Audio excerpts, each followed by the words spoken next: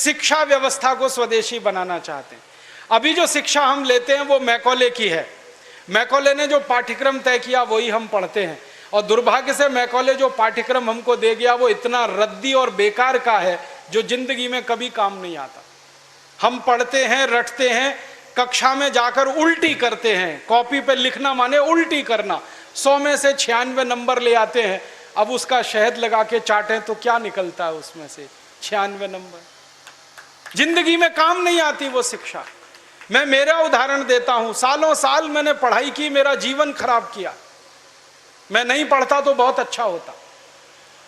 जितने साल मैंने पढ़ाई की, जितना पैसा मेरे माता पिता ने मेरी पढ़ाई पे खर्च किया, जितना पैसा मेरे ट्यूशन पे मेरे माता पिता ने खर्च किया, अगर मैं पढ़ने नहीं जाता वो सब पैसा बचता और मैं उससे कोई धंधा और व्यापार करता तो करोड़पति होता।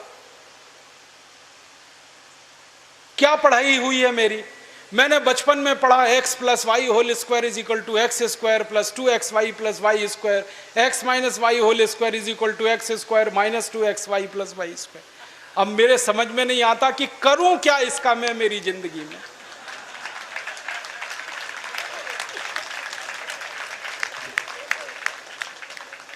मेरे गणित के प्रोफेसर ने मुझको पढ़ाया, मैंने रटा, रट रट के दिमाग खराब किया, घंटों घंटों बर्बाद किए, किलो किलो कागज मैंने लिख लिख के खराब किए, और वो मेरी जिंदगी में आज तक काम नहीं आया। x + y होल स्क्वायर क्या करूं मुझे मालूम ही नहीं। मेरे गणित के प्रोफेसर को एक दिन मैंने कहा कि आपने मुझे ये क्यों पढ़ाया x + y होल स्क्वायर, मेरी जिंदगी में तो काम नहीं आया।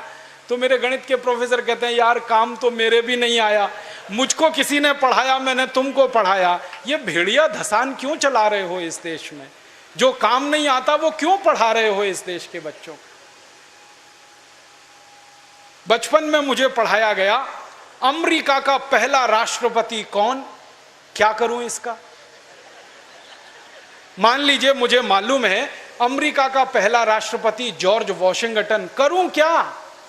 मालूम है मुझे, क्या करूं इसका?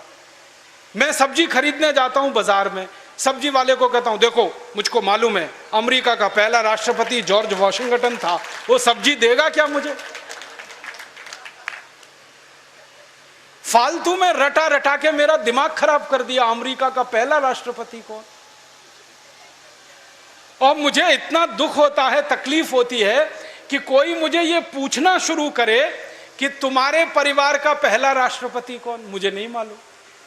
मेरे परिवार के राष्ट्रपति से मतलब मेरे दादा, दादा के दादा, दादा के दादा, दादा, कहीं से हमारा कुल शुरू हुआ ना, तो मेरे कुल का पति माने मेरा पहला पिता, वो कौन? नहीं मालूम। और अमेरिका का पहला राष्ट्रपति मालूम है। और मुझे तो इतना दुख होता है कि अमेरिका का पहला ही राष्ट्रपति नहीं मालूम, 250 राष्ट्रपति मालूम है मुझे उनके, और मेरे कुल के 2.5 आदमी के नाम नहीं मालूम मुझे। मेरे पिताजी का नाम मालूम है, उनके पिताजी का, उसके आगे बढ़ता हूं तो सब ब्लैंक हो जाता है, याद ही नहीं मुझे। क्या करना है ऐसी शिक्षा से? काम की क्या है ये? बचपन में मुझको पढ़ाया कनाडा का क्लाइमेट कैसा, कनाडा का, भारत का नहीं, कनाडा का। कनाडा की जलवायु क्या है, क्या करूं उसका कनाडा की जलवायु का? मैं तो कभी कनाडा जाने वाला नहीं, कनाडा मेरे घर में कभी आने वाला नहीं, उसकी जलवायु पढ़ के करना क्या है? मैं शिवपुरी में रहता हूं, मैं भोपाल में, ग्वालियर में रहता हूं, मुझे शिवपुरी की जलवायु मालूम है तो कुछ काम आने वाली है, कनाडा की जलवायु क्या काम आने वाली है? कभी जिंदगी में मौका मिला कनाडा जाने का, जिसका कोई दूर दूर तक संभावना नहीं है, तब जाके वो बात कभी काम आएगी। उसके लिए रट रट के, पढ़ पढ़ के दिमाग खराब कर दिया घंटों घंटों। ऐसा फालतू इतिहास पढ़ाया। अकबर बड़ा महान था, होगा, मैं क्या करूं? अकबर महान था, ठीक है, मैं क्या करूं उसका? मेरी जिंदगी में उससे क्या फायदा होने वाला है अकबर की महानता से? मतलब मैं कहना यह चाहता हूं कि जो ज्ञान हम ले रहे हैं हमारी शिक्षा में, वो जिंदगी में कभी काम नहीं आता। आप ईमानदारी से अपने बारे में एक दिन ये करना, मेरी बात है इसलिए नहीं, आपने जो जो पढ़ा है अपनी जिंदगी में याद करो, उसमें से कितना आपके काम आया। शायद आप 100 का नंबर निकालेंगे तो 5 भी काम नहीं आया, 5% भी काम नहीं आया। जो काम नहीं आया पढ़ा क्यों, फिर रटा क्यों उसको? और आप ऐसे सोचो, दूसरा उल्टा सोचो कि हमने जितना पढ़ा वो कितना हमें याद है। याद उतना ही रहेगा जो रोज काम आता है, बाकी कचरे को दिमाग निकाल के ऐसे ही फेंक देता है। जो याद ही नहीं रहे और काम नहीं आए उसको पढ़ना और पढ़ाना क्यों? तो मैंने सोचा कि शिक्षा व्यवस्था बदलना बहुत जरूरी है। हमारे बच्चों के ऊपर इतना बोझा हो गया है, इस बोझे ने बच्चों को खत्म कर दिया। कभी कभी तो मुझे इतना अफसोस होता है, अखबारों में खबर पढ़ता हूँ 12वीं कक्षा का रिजल्ट आया, इतने बच्चों ने आत्महत्या कर ली। क्यों? फेल हो गए। बच्चे थोड़ी फेल हुए हैं, परीक्षा की पद्धति फेल हुई है हमारी, बच्चे फेल नहीं हुए। बच्चों के बारे में तो सारी दुनिया कहती है कि वो तो कच्ची मिट्टी के घड़े के जैसे हैं, जैसा आप शेप दोगे वैसे हो जाएंगे। हमारे बच्चों को हमारे अध्यापक और परीक्षा वाले शेप नहीं दे पाए, इसलिए परीक्षा पद्धति फेल हुई है, बच्चे फेल नहीं हुए। मुझे तो कई बार यह कहने के मन करता है कि बच्चों को फेल करने वाले अध्यापकों को फेल करना चाहिए, क्योंकि उन्होंने पढ़ाया नहीं ठीक से, समझाया नहीं बच्चों को ठीक से। और इस शिक्षा पद्धति में क्या भेड़िया धसान है, 100 में से 90 नंबर लाओ, 99 नंबर लाओ, 98 नंबर लाओ तो आप बहुत होशियार हैं, 33 नंबर लाओ, 30 नंबर लाओ तो आप बिल्कुल बेकार हैं। न्यूटन को तो जिंदगी में कभी भी 30 से ज्यादा नंबर आए नहीं, बेकार है न्यूटन, वो तो सारी दुनिया में पूजा जाता है। कभी फेल, हमेशा ही फेल हुआ, पास ही नहीं हुआ कभी न्यूटन। स्कूल वालों ने निकाल दिया उसको कि हर बार फेल हो जाता है, ये पढ़ने लायक नहीं है। जब स्कूल ने निकाल दिया उसको, तब उसका दिमाग खुल गया और उसने गिरते हुए सेब को देख लिया और उसने गुरुत्वाकर्षण का सिद्धांत दे दिया। जो आदमी स्कूल में फेल हो गया था, अब सारी दुनिया उस पर पीएचडी करती है और उसके गुणगान करती है। माने फेल और पास होने से किसी व्यक्ति के जीवन का कोई लेना देना नहीं। आप आइंस्टाइन की अगर कहानी पढ़ोगे तो आइंस्टाइन तो 9 कक्षा के आगे पढ़ नहीं पाया कभी, निकाल दिया स्कूल ने उसको, क्योंकि वो कुछ और सोचता रहता था। स्कूल ने निकाल दिया और निकालने के बाद सारी दुनिया में E = mc² का जो सिद्धांत दे दिया, सारी दुनिया उसका गुणगान करती है और एक ऐसे आदमी को पूछती है जो स्कूल में 9 क्लास के आगे बढ़ा ही नहीं। मतलब मैं कहना चाहता हूं, 9 पढ़ जाए, 10 पढ़ जाए, 12 पढ़ जाए, 16 पढ़ जाए, इससे कुछ लेना देना नहीं। ज्ञान जो है ना, डिग्रियों से नहीं तौला जाता है। ज्ञान अलग चीज है, डिग्रियां बिल्कुल अलग चीज। मैं तो इसी देश की कहानी देखता हूं। धीरूभाई अंबानी 9 क्लास फेल हो गया, पेट्रोल पंप पे नौकरी करना शुरू किया और रिलायंस नाम का एक एम्पायर खड़ा कर दिया जो सारी दुनिया में 4.5 लाख करोड़ का है।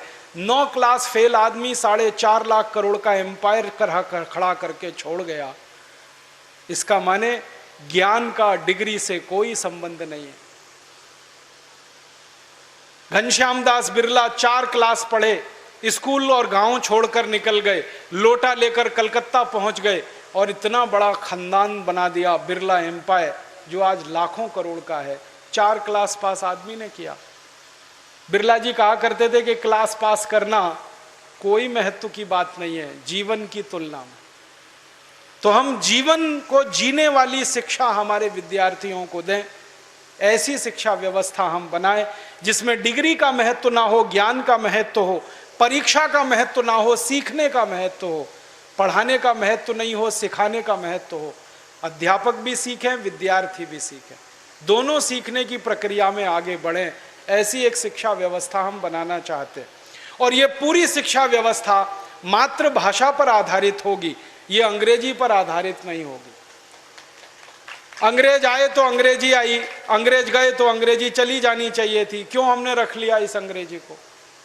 अंग्रेजी में पढ़ाते हैं अपने बच्चों को, मार मार के सिखाते हैं, बच्चे बेचारे अक्सर उसमें फेल हो जाते हैं। हिंदुस्तान के बच्चे गणित में पास होते हैं, भौतिकी में पास होते हैं, रसायन में पास होते हैं, अंग्रेजी में फेल हो जाते हैं। होना ही चाहिए उनको अंग्रेजी में फेल, क्योंकि अंग्रेजी विदेशी भाषा है। मुझे आप एक अंग्रेज बताइए और दिखाइए जो हिंदी में पास हो जाए। तो मैं अंग्रेजी में पास होकर दिखा सकता हूं। जब कोई अंग्रेज हिंदी में पास नहीं हो सकता तो हम भारत के विद्यार्थियों से क्यों अपेक्षा कर रहे हैं कि वो अंग्रेजी में पास हो? और अंग्रेजी भाषा नहीं है पास होने लायक, ये तो भाषा ही रद्दी है। इस भाषा का इतिहास जब मैंने पढ़ा, 5वीं शताब्दी में तो ये भाषा आई, माने मुश्किल से 1500 साल पुरानी है। हमारी भाषा तो करोड़ों साल पुरानी है, संस्कृत, हिंदी, मराठी, तमिल, तेलुगु, कन्नड़, मलयालम, ये तो 1500 साल पुरानी है। और दुनिया की सबसे रद्दी भाषा है अंग्रेजी, जिसकी कोई अपनी व्याकरण नहीं है जो शुद्ध हो और ठीक हो। आपको एक उदाहरण देता हूं। अंग्रेजी में एक शब्द है PUT, पुट, BUT, तो PUT पट होना चाहिए। CUT कट, BUT बट, तो PUT पट। अगर PUT पुट तो CUT कुट, BUT बुट, यही होना चाहिए ना। क्या मूर्ख लोगों की भाषा है, ग्रामर ही नहीं है। और परम मूर्खता की भाषा ये अंग्रेजी। एक शब्द है अंग्रेजी में, उसमें कहते हैं केमिस्ट्री, CHEMISTRY, केमिस्ट्री। तो यहां पे CH जो है ना का हो गया, ठीक है। तो केमिस्ट्री में CH का हो गया, तो चोपड़ा में कोपड़ा होना चाहिए। CHOPARA है ना, उसको चोपड़ा क्यों कहते हैं, कोपड़ा कहो। और CHOPARA को चोपड़ा कह रहे हो तो CHEMISTRY को केमिस्ट्री कहो। फिर एक जगह CH का है, एक जगह CH चा है, कुछ समझ में ही नहीं आता क्या इनका हिसाब किताब है। मूर्खों की भाषा है ये अंग्रेजी। और इस भाषा की कितनी बड़ी कमजोरी है। अंग्रेजी में एक शब्द है SUN, माने सन, माने सूरज। अब किसी भी अंग्रेज माई के लाल को मेरी चुनौती है कि इसका दूसरा शब्द अंग्रेजी में से निकाल के लाए। SUN का पर्यायवाची है ही नहीं, लाएंगे कहां से? पूरी अंग्रेजी में सन का पर्यायवाची नहीं है, माने दूसरा शब्द नहीं है जो सूर्य को बता सके। अब हम संस्कृत की बात करें, सूर्य एक शब्द है, दिनकर, दिवाकर, रवि, भास्कर, मार्तंड, 84 शब्द हैं हमारे पास संस्कृत में। अंग्रेजी में एक ही है। एक शब्द है अंग्रेजी में मून, एक ही है, चंद्रमा। और हम संस्कृत में 56 शब्द हैं चंद्रमा के लिए। अंग्रेजी का एक शब्द है वाटर, माने पानी, वो अकेला एक ही है। वो नदी का पानी हो या नाले का, कुएं का हो या तालाब का, सब पानी वाटर है। और यहां भारत में हर पानी के लिए अलग शब्द है। बारिश का पानी अलग, समुद्र का पानी अलग, नदी का पानी अलग, तालाब का अलग, सरोवर का अलग, नाले का पानी अलग, कीचड़ का पानी अलग, सब पानी के लिए अलग अलग शब्द है। अंग्रेजी में एक ही है, वाटर। बहुत गरीब भाषा है अंग्रेजी, शब्द ही नहीं है उनके पास। कितने गरीब हैं, चाचा भी अंकल, मामा भी अंकल, मौसा भी अंकल, फूफा भी अंकल, फूफा का फूफा भी अंकल, मौसा का मौसा भी अंकल, कोई शब्द ही नहीं है अंकल के अलावा।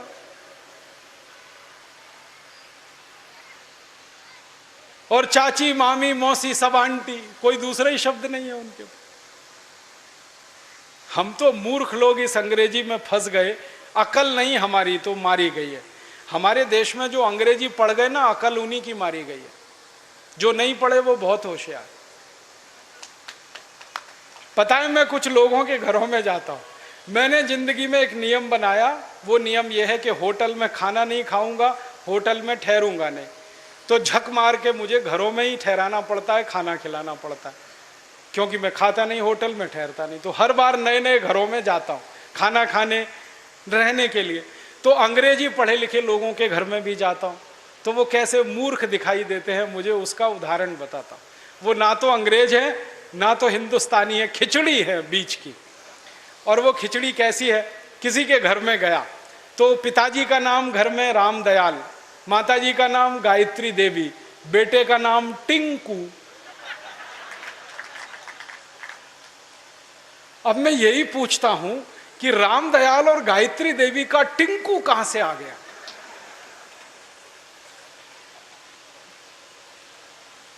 फिर मैं उनको पूछता हूं आपको मालूम है टिंकू का अर्थ क्या है? उनको नहीं मालूम। नाम रख लिया बच्चे का टिंकू, अर्थ नहीं मालूम। ऐसे मूर्ख लोग, अर्थ मालूम नहीं, नाम रख लिया टिंकू टिंकू टिंकू। फिर डिक्शनरी खोल के दिखाता हूं उनको। अंग्रेजों की सबसे पुरानी डिक्शनरी है वेबस्टर डिक्शनरी। उसमें टिंकू का अर्थ है आवारा लड़का।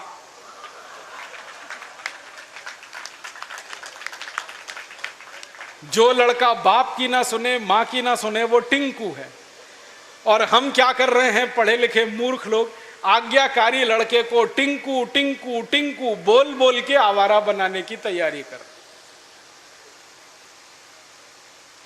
ऐसे अंग्रेजी मूर्खों के घरों में जब मैं जाता हूं तो ऐसे ही नाम मिलते हैं, बबली, डबली, डब्लू, बबलू। क्या मतलब है डब्लू, बबलू, बबली, डबली? डिम्पल, ट्विंकल, कुछ मतलब ही नहीं। कुछ भारत में नाम की कमी हो गई है क्या? और इससे भी बड़ी बड़ी मूर्खताएं मैं देखता हूं। कोई अधकचरे हिंदुस्तानी, माने आधा अंग्रेज आधा हिंदुस्तानी के घर में जाऊं तो इंप्रेशन जमाने के लिए, माने रौब जमाने के लिए अंग्रेजी झाड़ेगा। हाँ, भले गलत सलत, लेकिन झाड़ेगा जरूर, रौब पड़े उसके ऊपर। वो क्या कहेगा? हिंदी में भी बोल सकता है, वो बात नहीं बोलेगा। वो कहेगा oh Rajiv Dixit, she is my missus. तो मैं पूछता हूं really she is your missus? क्योंकि उसको मिसेस का अर्थ नहीं मालूम। मिसेस का अर्थ जानते हैं क्या है? हर देश की अपनी सभ्यता, अपनी संस्कृति होती है, तो उसमें से निकले हुए शब्द की भी अपने इतिहास और संस्कृति की व्यवस्था होती है। इंग्लैंड की सभ्यता कैसी है मालूम है? इंग्लैंड की सभ्यता में एक सबसे खराब बात है जो आपको कभी पसंद नहीं आएगी, कि वहां एक स्त्री और एक पुरुष जिंदगी भर साथ कभी भी नहीं रहते, बदलते रहते हैं। जैसे हम कपड़े बदलते हैं ना, वैसे वो एक दूसरे को बदलते रहते हैं। एक पुरुष की 20 स्त्रियां हो सकती हैं, एक स्त्री के 20 पुरुष हो सकते हैं। मेरे कई दोस्त हैं इंग्लैंड और यूरोप में जिनकी 40-40 शादियां हुई हैं, 41वीं करने को तैयार है। ये उनके यहां चलता रहता। इसको उनकी भाषा में कहते हैं एक्स्ट्रा मैरिटल अफेयर्स, पर स्त्री गमन पर पुरुष गमन। तो एक पुरुष कई स्त्रियों से संबंध रखता है, एक स्त्री कई पुरुषों से संबंध रखती है। तो पत्नी को छोड़कर जितनी स्त्रियों से संबंध रखने वाले होते हैं वो सब मिसेज में जाते हैं। माने मिसेज का अर्थ है धर्म पत्नी को छोड़कर कोई भी महिला जिसके साथ आप बिस्तर में रात को सोएं, वो मिसेज होती है, पत्नी को छोड़कर। अब यहां धर्म पत्नी को मिसेज बनाने में लगे हुए हैं। मूर्खों के मूर्ख पता नहीं कहां से पैदा हो। मिस्टर का मतलब उल्टा है, पति को छोड़कर कोई भी पुरुष जिसके साथ आप रात बिताएं वो मिस्टर होता है। यहां पति को मिस्टर बनाने में लगे हो। छोड़िए इन अंग्रेजी शब्दों को, इनमें कुछ दम नहीं। और एक तो सबसे खराब अंग्रेजी शब्द है, पता नहीं लोग बोलते कैसे हैं उसको, मैडम। आप जानते हैं मैडम कौन होता है यूरोप में? अंग्रेजों की संस्कृति में जहां पर परस्त्री गमन होगा वहां वैश्यावृत्ति होने वाली है कि नहीं? परस्त्री गमन, पर पुरुष गमन, वैश्यावृत्ति चरम पर होगी। तो वैश्याएं जो अपने कोठों को चलाती हैं, अपने वैश्यावृत्ति के काम में लगी हुई वैश्याओं की जो प्रमुख वैश्या होती है उसको मैडम कहते हैं।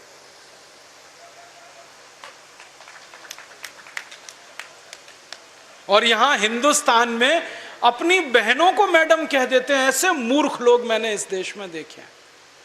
अपनी धर्मपत्नी को मैडम कहने में शर्म नहीं आती, ओ मैडम इधर आओ। और वो धर्मपत्नी को भी शर्म नहीं आती मैडम कहलवाने में, वो भी कहती है मैडम कहो मुझको। जान तो लो कि मैडम होती कौन है, फिर कहलवाओ। अपने भारत में कितने सुंदर सुंदर शब्द हैं। श्रीमती, श्री माने लक्ष्मी, मति माने बुद्धि, बुद्धि माने सरस्वती लक्ष्मी। तो जहां सरस्वती लक्ष्मी एक साथ निवास करे वो श्रीमती, उसको हमने मिसेस बना दिया। ये मूर्खाधिपति हमारे देश में अंग्रेजी पढ़े लिखे, इन्होंने बड़ा सत्यानाश किया, बेड़ा गर्क किया इस देश का। इस अंग्रेजी भाषा ने किया, फिर इन्होंने और ज़्यादा किया। मेरा आपसे हाथ जोड़कर निवेदन है, इस अंग्रेजी भाषा में मत फंसिए, कुछ इसमें रखा नहीं है, दम नहीं है। कभी कभी तो मैं लोगों के घरों में जाता हूँ, इतना गुस्सा आता है मुझे। कभी कभी अंग्रेजी पढ़े लिखे लोगों के घर में जाता हूँ तो छोटे छोटे बच्चे होते हैं ना, उनको उनके माता पिता कहते हैं, देख बेटा अंकल आए हैं, जरा पोएम तो सुना। मैं कहता हूँ भाई मैं अंकल नहीं हूँ, मुझे या तो मामा बना लो या चाचा बना लो, दोनों में ही आपका फायदा है, मेरा भी फायदा है। मामा बनो तो भी फायदा, चाचा बनो तो भी फायदा, अंकल में तो कुछ रखा नहीं है। फिर उनके माता पिता को कहता हूँ, ये आप इनको पोएम क्यों सुनवाते हैं, कविता सुनवाओ ना। तो उनको पोएम और कविता का अर्थ ही पता नहीं है, पोएम अलग है, कविता अलग है। अब वो बच्चे चालू हो जाते हैं टेप रिकॉर्डर की तरह से और पोएम सुनाते हैं मुझको, rain rain go away come again another day little baby wants to play.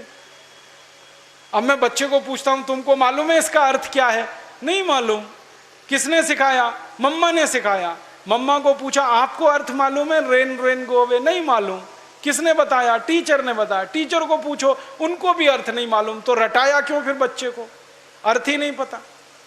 फिर बच्चों को मैं बताता हूं, देखो इसका अर्थ ये है, बारिश बारिश तुम चली जाओ, मत आओ क्योंकि मुझे खेलना है। माने छोटे बच्चे को खेलना है, इसलिए वो बारिश को कह रहा है, बारिश बारिश तुम चली जाओ, यहां मत आओ क्योंकि मुझे खेलना है। अब ये बच्चे कविता गा रहे हैं, बारिश बारिश तुम चली जाओ, यहां मत आओ, मुझे खेलना है, और ये ईश्वर से प्रार्थना के रूप में कविता है। करोड़ों बच्चों ने ये कविता गाई और ईश्वर ने सुन ली तो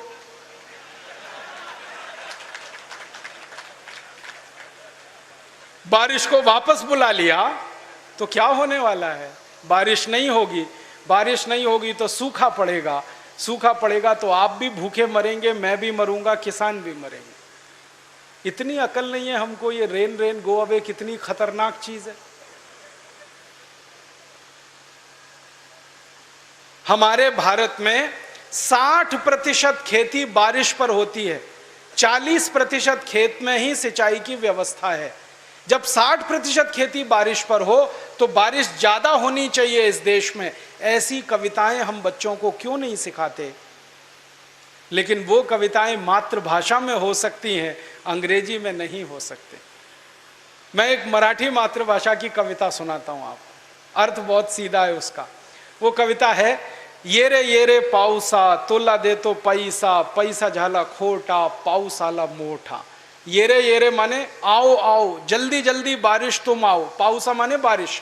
मराठी में कह रहे हैं, बारिश बारिश तुम जल्दी जल्दी आओ, नहीं आओ तो मैं पैसा देने को तैयार हूं, तुम आ जाओ, क्योंकि मुझे बारिश की जरूरत है, क्योंकि खेत को पानी की जरूरत है, क्योंकि 60% खेती बारिश पर आधारित है।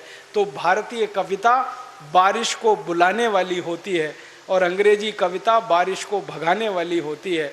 क्योंकि इंग्लैंड में मौसम खराब रहता है, कभी भी बारिश आती है, इसलिए वहां के बच्चे कहते हैं रेन रेन गो अवे, क्योंकि बारिश का कोई भरोसा नहीं। दोस्तों, सबसे पहले तो चैनल सब्सक्राइब करें, फिर लाइक, कमेंट और शेयर करें, और हाँ, हमारा एंड्रॉयड ऐप डाउनलोड करना ना भूलें।